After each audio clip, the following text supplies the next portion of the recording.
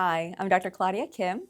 I'm going to further expand on my liposuction discussion by talking about fat transfer, also known as fat grafting.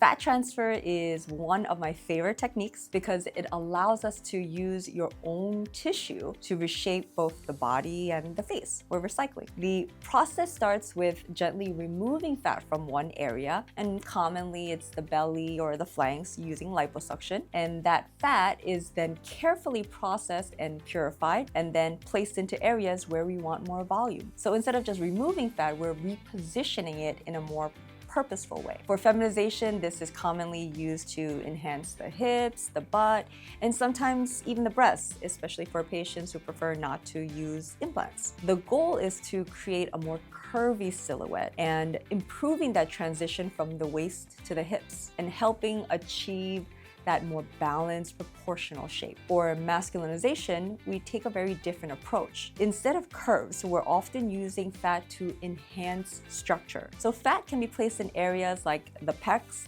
the biceps, triceps, calves, the butt to mimic the appearance of larger, more defined muscles. So again, it's not about just adding volume, it's about adding volume strategically based on the desired aesthetic. Fat can also be transferred to the face, and this is where the conversation shifts slightly. In the face, volume becomes just as important as structure, and fat can be used to restore or enhance areas like the cheeks, the temples, the lips, helping create those smoother transitions and a more balanced appearance. For feminization, this often means adding gentle fullness to create those softer, more rounded contours. Fat transfer can also be a great alternative to fillers. It's not that it's necessarily better or worse, it's just another tool in our toolbox. Some patients prefer it because it uses their own tissue and it can provide longer lasting results in certain areas. One of the biggest advantages of fat transfer is that it feels completely natural because it is. Now, it's important to understand that not all of the transferred fat survives long term, and typically a part of it will actually reabsorb